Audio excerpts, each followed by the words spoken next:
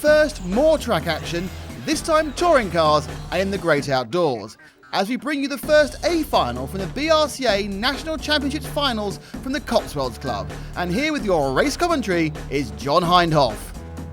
It's a fantastic 10-driver grid here with a world and European champion, the current British champion, and of course a real veteran of the sport in Craig Drescher. There's some good youngsters in here as well. Let's have a quick look down the grid.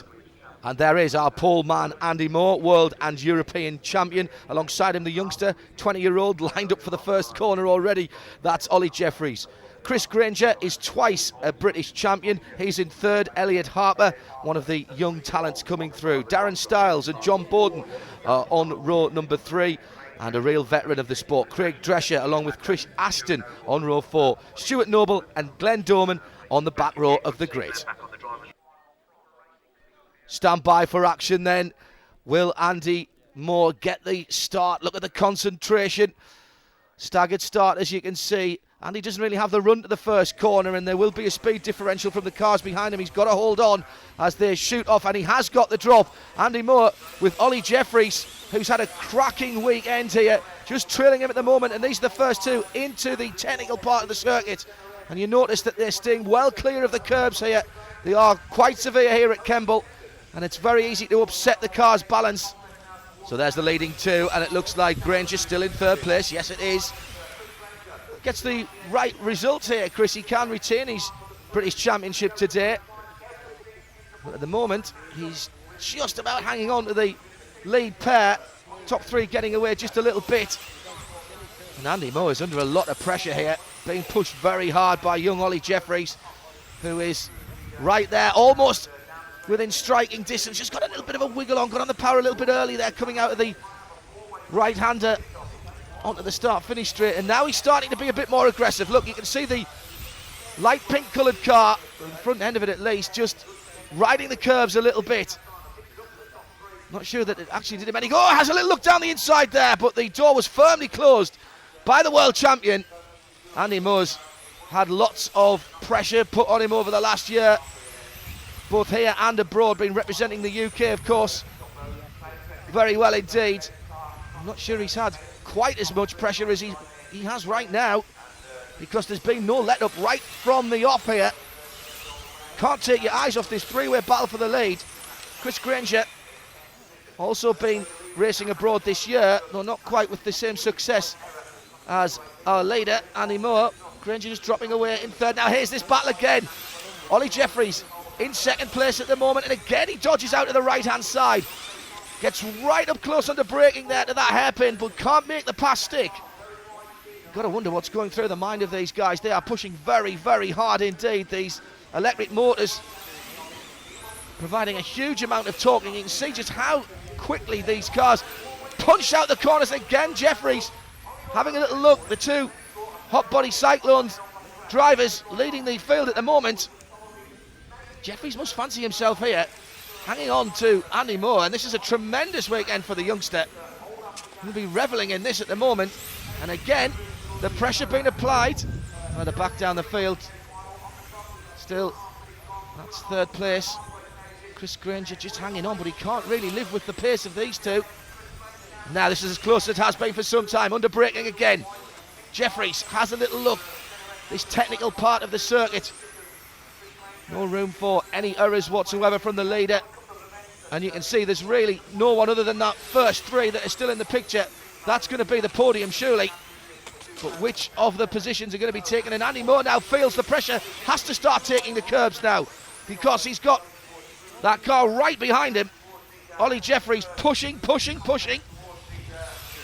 Who is going to blink first? I'm not sure there's anything more in the speed cabinet for any of these guys. It's now just going to be about concentration and commitment across the line, completing another lap. And again, you can't believe how hard this is, driving so close to another car. And again, Ollie has a little look, just can't get it. He's really punching out of that final corner very well indeed, but just can't get alongside to make a challenge. Now, Andy's well versed in repelling, shall we say, rather physical driving, but Ollie Jeffries is playing it by the book at the moment, no paint traded. And another lap, and you just wonder whose concentration is going to go first. And problems for one of the runners further down the field there. I think that's Elliot Harper who's pulled up on the side of the circuit. That's a shame for him. Qualified in 4th position. The junior into this final. Oh, again, a big lunge down the inside from Ollie Jeffries, and fair play to him. He backed out of it. Discretion, the better part of valour. He's certainly given the world champion the respect he deserves, at least in the overtaking department. He's not trying anything that really isn't on. He's not trying to force the situation. Now, back markers beginning to come into it now. You can see just ahead, we're beginning to catch the cars at the tail end of the field. Now, just like full-size motor racing, this could be the opportunity that Jeffries needs. Andy Moore has not had this kind of pressure from anyone in the world for quite some time. Great driving by the back markers, in fact, who've seen the leaders coming through. Heads up driving, any motor racing, it's always important to see what's going on around here. A mistake by Andy Moore. He's cracked under the pressure of Ollie Jeffries across the curbs. And as you see there, we were talking about them earlier on. You can't use those chicane curbs. Here it is again. Gets the whole back of the car airborne. He's going to be looking to get away with any damage, although he does get it pointing in the right direction. That leaves Ollie Jeffries in the lead. Oh, well, his lead's been diminished a little bit by Granger. Chris Granger could win the championship. Gone through. Could win the British Championship here, and Granger's gone through on the last lap to win it. Ollie Jeffries, well, some kind of problem with Jeffries' car there, losing speed. He will take 2nd position though. Confirmation of the results then here at Kemble. It's Chris Granger wins this one and adds another British Championship to his collection. Ollie Jeffries dumped on the final lap. That early high-speed pursuit of Andy Moore taking its toll, and Andy Moore from pole position, well, I think he'll just be a little bit disappointed with 3rd, won't he? Cracked under the pressure. Craig Drescher, well, he came through from the 4th row of the grid to 4th position, and it was Noble, Bowden, Ashton, Doman, Styles and Elliot Harper with the problems, finishing in 10th position.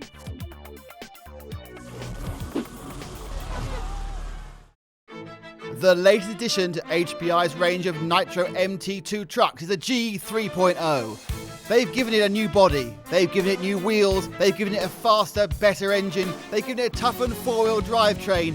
But does that add up to a better truck? Let's find out under the Spotlight test.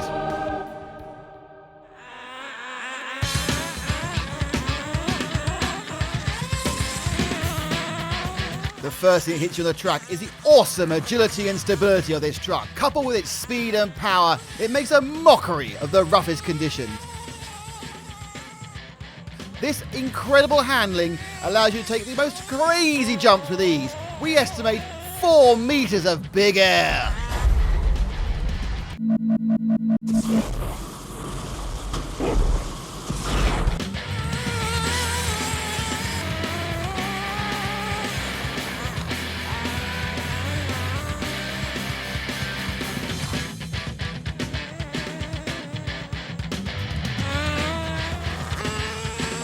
Well, we've seen how well it flies through the air. Let's see how fast it can cover the ground.